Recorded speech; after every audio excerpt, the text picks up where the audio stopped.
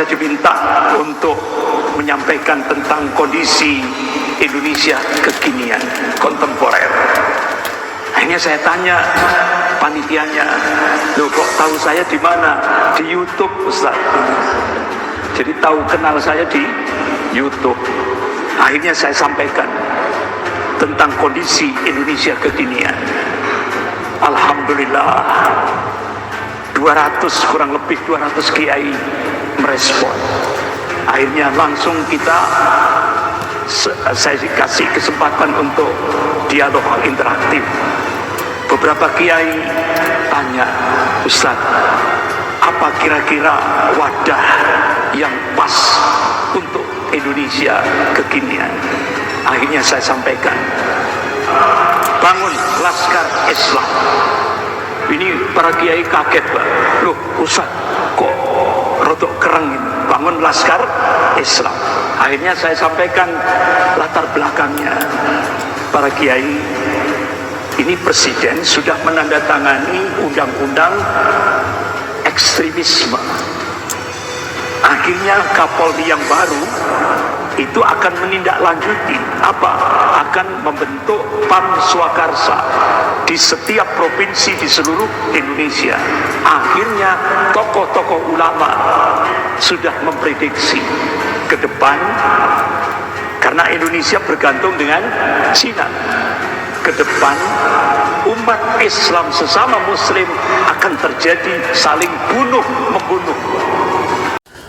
Assalamualaikum warahmatullahi wabarakatuh. Om Swastiastu, Namo Buddhaya, salam kebajikan, salam rahayu, selamat datang, selamat berjumpa lagi bersama Gus A dalam channel Tanda Tanya Politik. Saya sangat bersyukur ketika itu saya akan menjadi teroris, mau berangkat ke Afghanistan. Sama saya bercita-cita ingin mati syahid,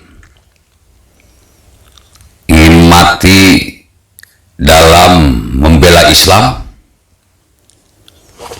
Negara ini adalah musuh saya. TNI Polri ini adalah musuh saya. Siapapun yang tidak sepaham dengan saya adalah musuh saya. Itu pemikiran saya dulu. Jadi hati-hati ini kepada orang-orang yang ahli masjid, yang ilmunya tinggi, yang ibadahnya hebat, yang hafalan Al-Qurannya hebat, yang hafalan hadisnya banyak. Semakin kalian bagus dalam beribadah, semakin kalian taat dalam beragama, maka iblis akan menggoda kalian untuk menjadi manusia iblis.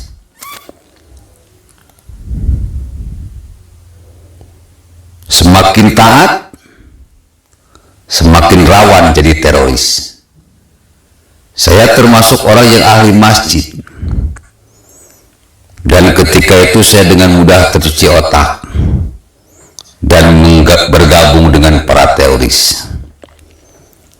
Bersyukur saya tidak jadi, karena ketika saya mau berangkat diketahui oleh orang tua saya, lalu dipaksa untuk balik ke rumah,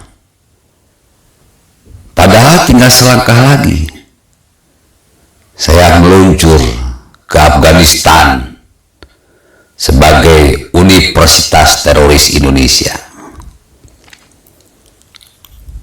Dan saya ingatkan kepada pemerintah, jangan pernah menganggap remeh teroris, karena orang yang menjadi teroris biasanya adalah orang-orang yang hebat dalam agamanya, yang otaknya cerdas, seperti saya ini.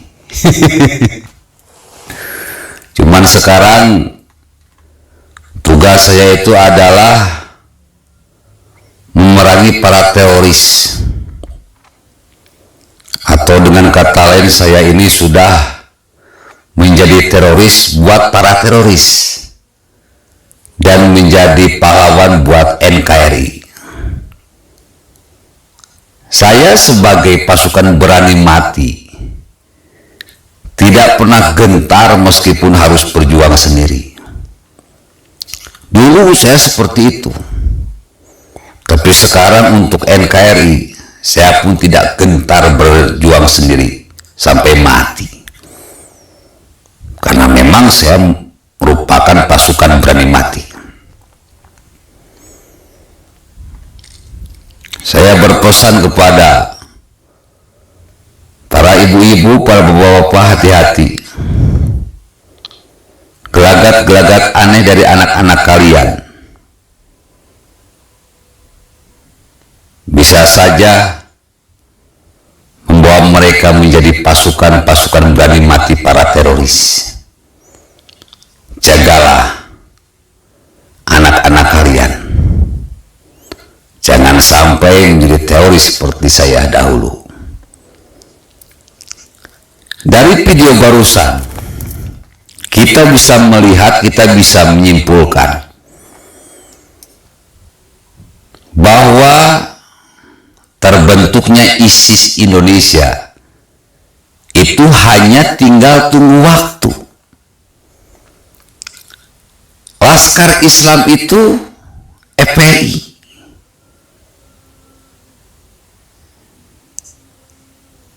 Kalau saya menyebutnya dulu pasukan berani mati,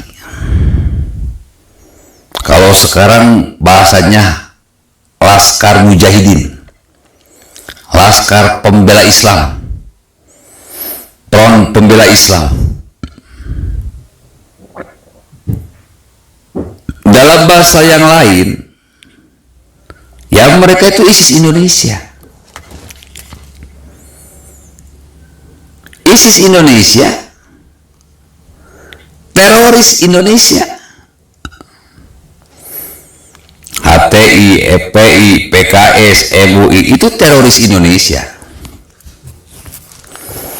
yang memang punya niat dan maksud mendirikan negara Islam, mendirikan negara khilafah, membentuk pasukan perang untuk gerakan pembebasan Palestina, mengikuti petunjuk cerita akhir zaman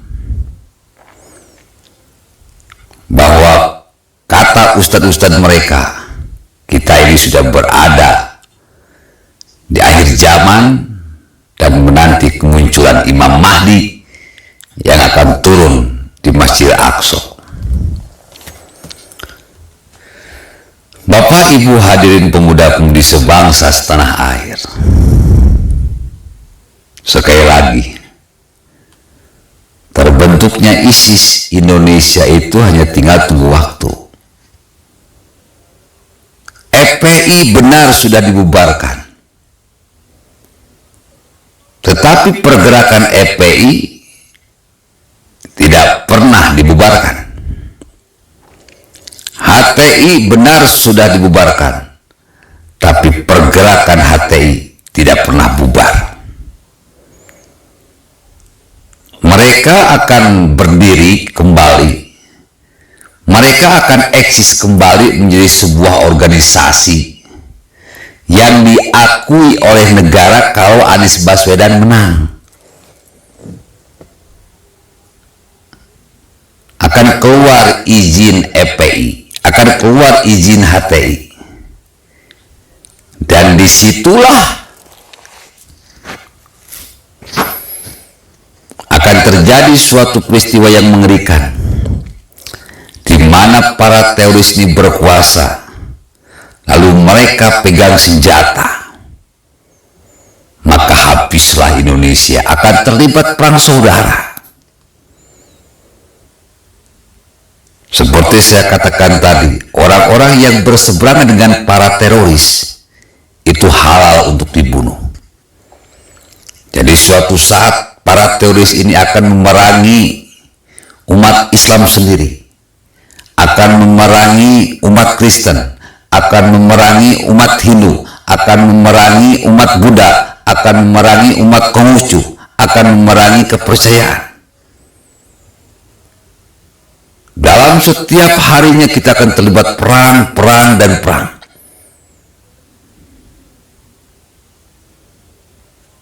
Jadi tolong kepada rakyat Indonesia yang berbeda suku, agama, ras, dan golongan, jangan pernah kasih suara pada Anies Baswedan. Dia itulah harapan satu-satunya agar FPI berdiri kembali. Dia itulah harapan satu-satunya agar HTI berdiri kembali.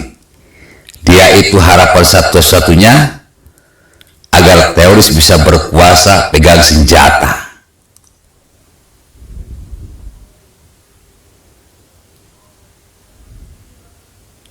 FPI itu ISIS-nya Indonesia. Cuman karena mereka belum punya ilmu perang, maka namanya masih FPI, Front Pembela Islam. Tapi kalau mereka sudah berkuasa, pegang senjata, punya ilmu perang, maka sudah pasti mereka akan berikrar akan ganti nama dengan ISIS Indonesia. Dan kalian tahu bagaimana perbuatan ISIS? Biadab.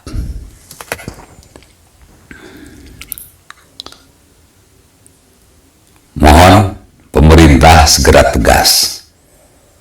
Mohon kepada rakyat Indonesia, 2024 adalah pertarungan antara Pancasila dan Khilafah. Pertarungan antara Ganjar Pranowo dan Anies Baswedan. Ganjar Pranowo didukung oleh orang-orang pro NKRI.